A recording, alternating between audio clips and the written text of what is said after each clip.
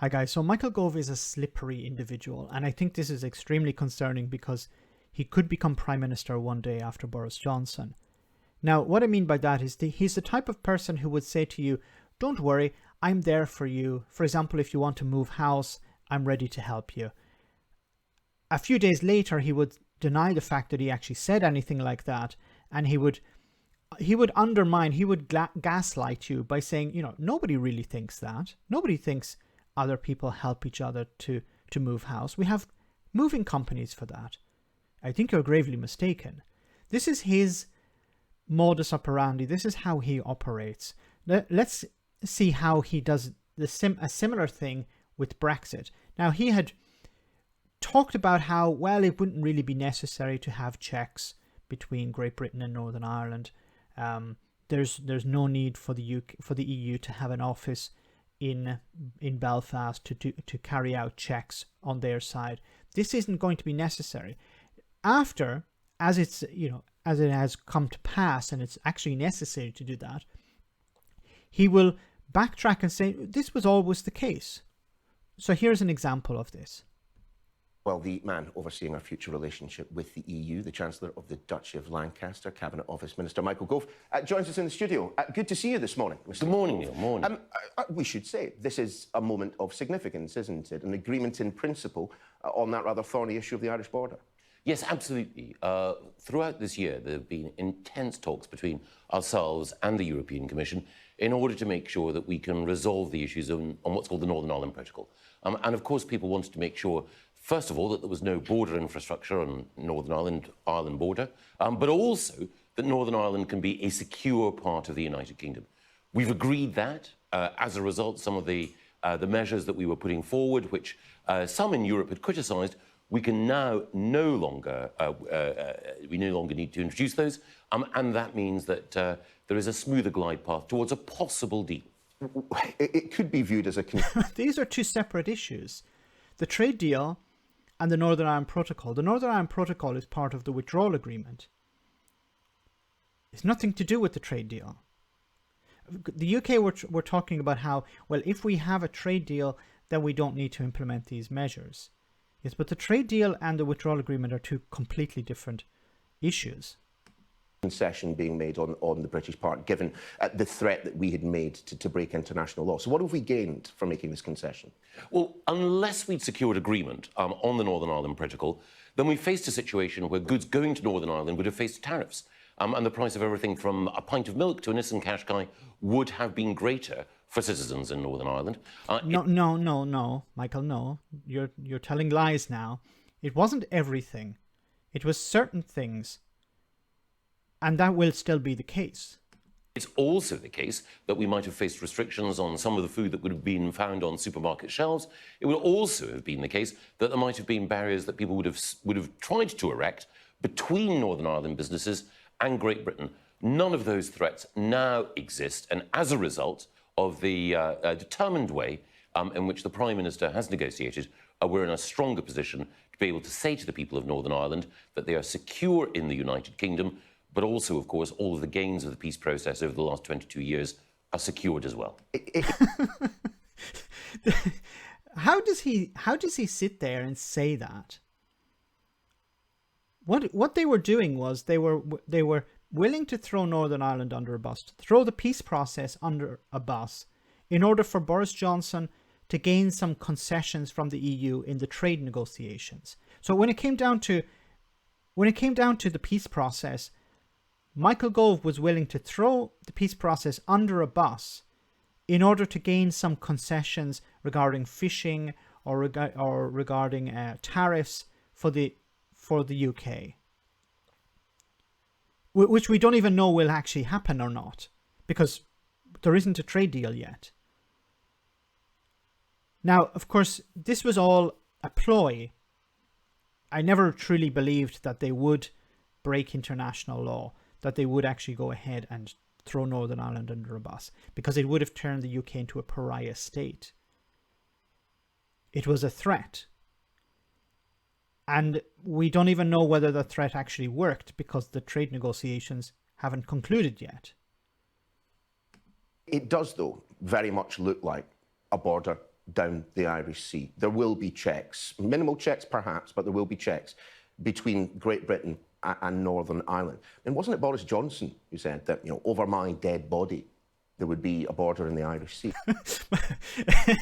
Boris Johnson has made a lot of promises about ditches, about getting Brexit done, about oven-ready deals, about borders in the Irish Sea. Sorry, borders down. I don't know. He's changed his position quite often. I don't think there's a border in the Irish Sea. Well, where are the checks taking place then? See the way he says, I don't think there's a border in the Irish Sea. Michael Gove is extremely slippery. He doesn't say, no, there isn't a border in the Irish Sea. He's like, I don't think there is. You are in charge of Brexit. You have that responsibility. And you're using language, very hedged language, like, I don't think so, or I don't believe it's the case, or This is a very easy way of getting out of a trap. Michael Gove, that's why I mean he's extremely slippery. He will never say, no, that's not the case, or that is the case. He will use language like, well, I believe it's not the case. Because after, if somebody says, wait a minute, this is the case, you can say, well, I never said it was, I just believed it was. Do you understand what he's trying to do? He's a politician's politician. It's always been the case that the whole island of Ireland has been regarded as a single zone when it comes to animal health. And it's always been the case that there's been checks on live animals when they've gone from Great Britain to Northern Ireland. There are a minimal additional number of checks on products of animals. See, this is what the problem is. A few months ago, Michael Gove was on Sky News and he was saying the complete opposite. He was saying, no, there probably won't, there won't be really any checks. I don't see any. Of course, he didn't say there. Sorry, I have to take a step back. He didn't say there won't be any checks. He says, I don't believe there will be checks. So now he's saying, well, of course there will be checks. This was always the case.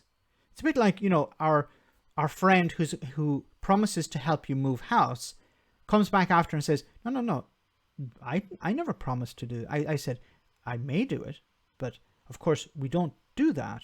Nobody moves house with their friend. They have a moving company. I think you're mistaken. Once again, Michael Gove will say one thing one day and then say the opposite the next day and present it as a fact. Well, that's, you know, it's common knowledge that people don't do that or people do this. It's common knowledge that there is, that checks are carried out between Great Britain and Northern Ireland. This is normal. While months ago, and not just Michael Gove, but other Brexiteers are saying, no, there will be no checks. Boris Johnson was saying there will be unfettered access. Checks are not unfettered access.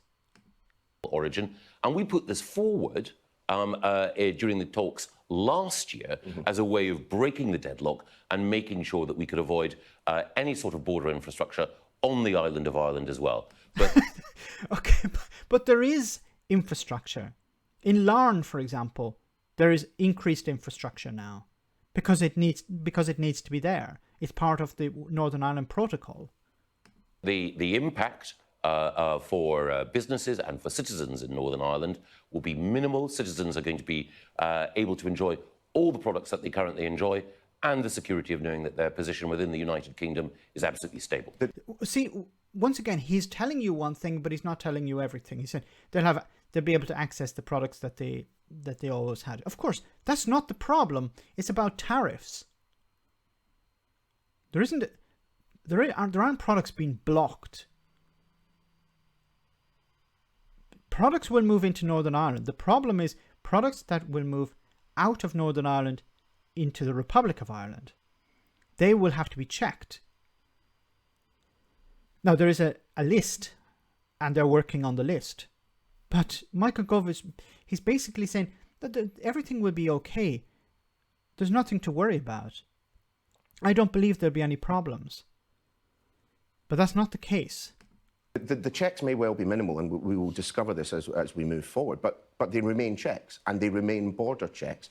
And there is a difference, it has to be said now, between Great Britain and Northern Ireland in terms of its long-lasting relationship with the European Union. I mean, let's not forget, we're also going to have EU officials stationed in Northern Ireland now well, by my reading, in perpetuity. Well, there are two things to say.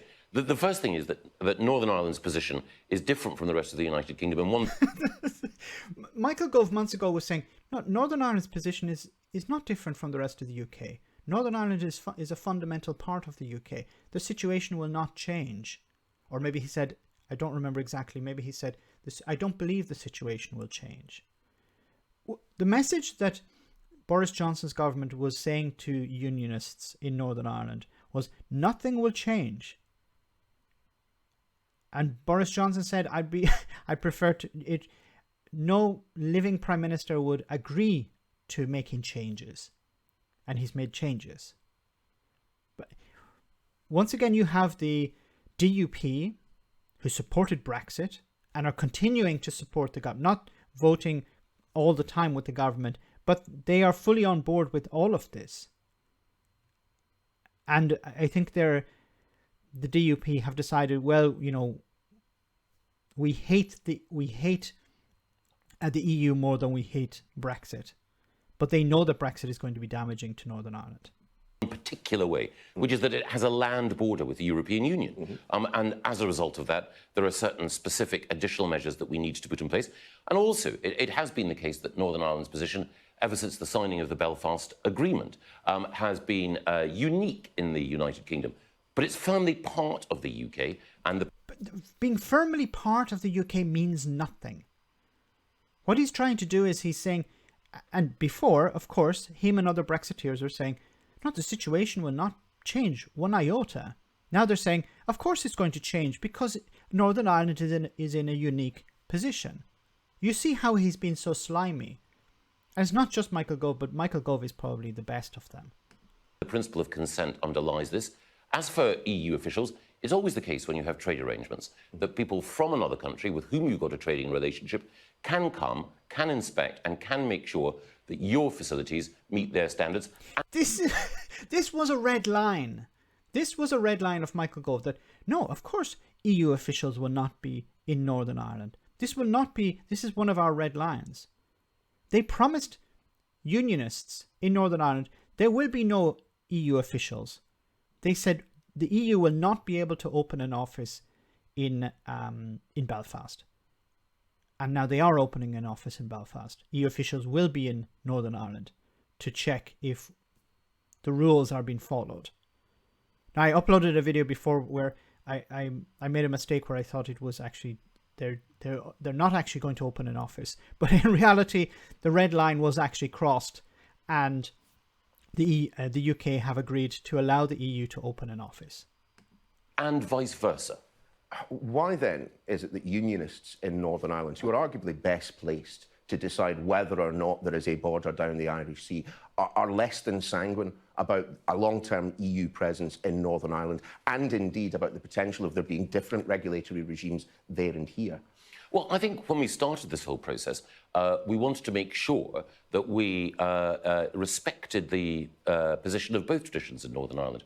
Now, I'm a unionist myself. I want to make sure that... Because he has his little flag, that makes him a unionist. What unionist would vote for Brexit over the Union?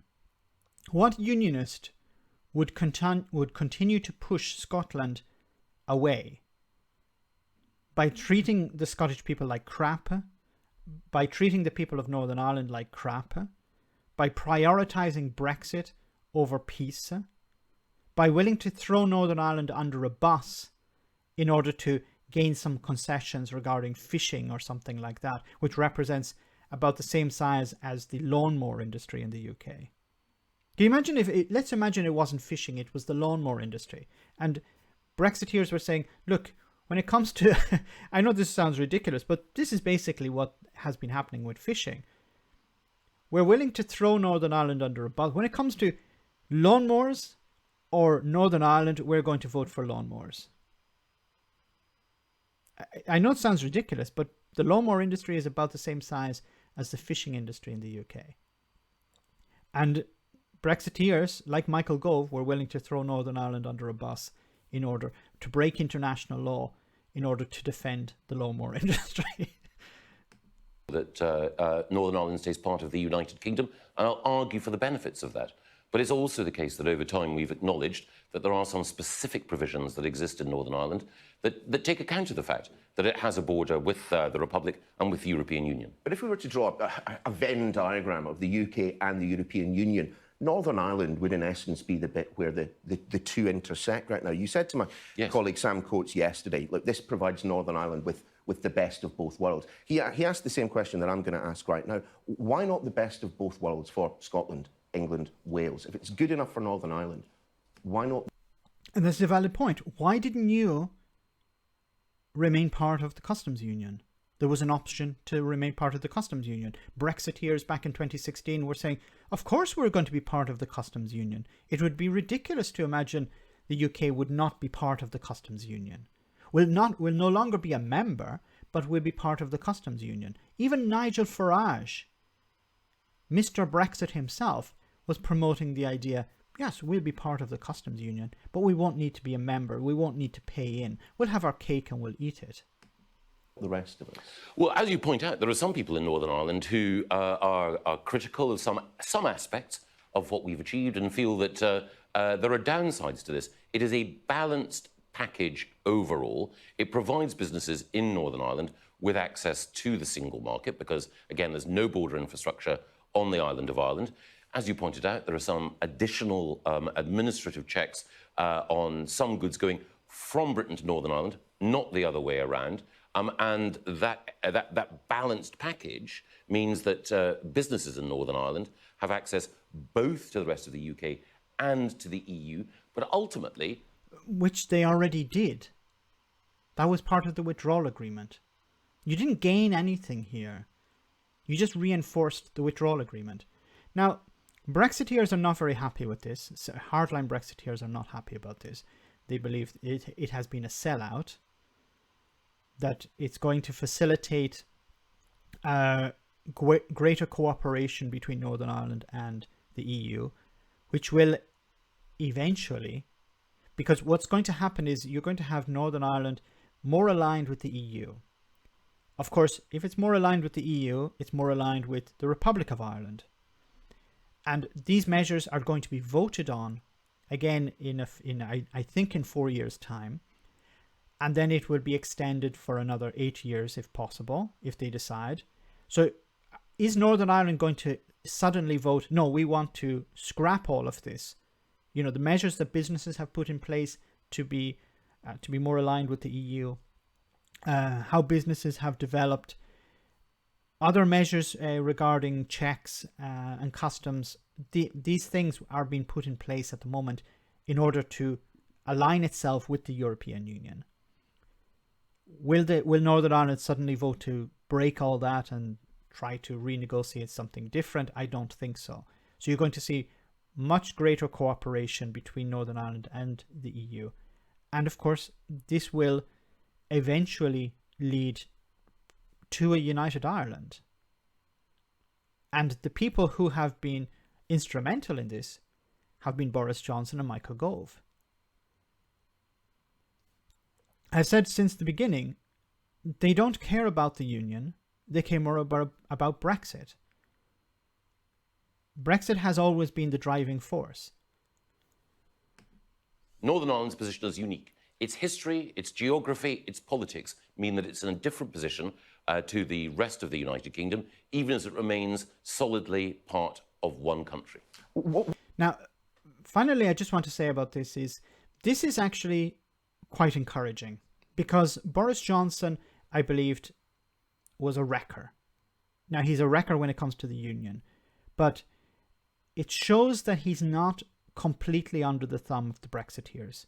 So the Brexiteers were willing to throw Northern Ireland under a bus. But Boris Johnson, by agreeing this, Michael Gove, of course, has done it, but Boris Johnson is ultimately responsible. By agreeing this, it demonstrates that he's not completely insane, that he doesn't want to turn the UK into a pariah state, because that's what would have happened if the internal market bill had undermined the Good Friday Agreement through the withdrawal agreement. The United States would have said, you're not getting a trade deal. The European Union would have carried out its litigation against the UK, imposing fines or tariffs or some sort of punishment for breaking international law. The reputation of the UK has been damaged by Boris Johnson, but it can be repaired. And it does demonstrate that while the ERG are completely off the wall, completely beyond the pale, they're not actually in the driving seat. Someone else is. Whether it's Boris Johnson or someone else, I don't know. But it seems that Boris Johnson doesn't want to drive the UK completely off a cliff, at least when it comes to Northern Ireland. Let me know in the comment section, guys, what you think. As always, your comments are greatly appreciated. Thanks a lot. I want to say a big thank you to all of my patrons. You ensure that this channel continues to exist. I'm eternally grateful for all of your support. If you join Patreon, you will receive instant access to our Discord server, where we have both audio and video chats. You can chat with me and other patrons, where we discuss important and non-important issues. Becoming a patron per month costs about the same as a large coffee, so why not check it out?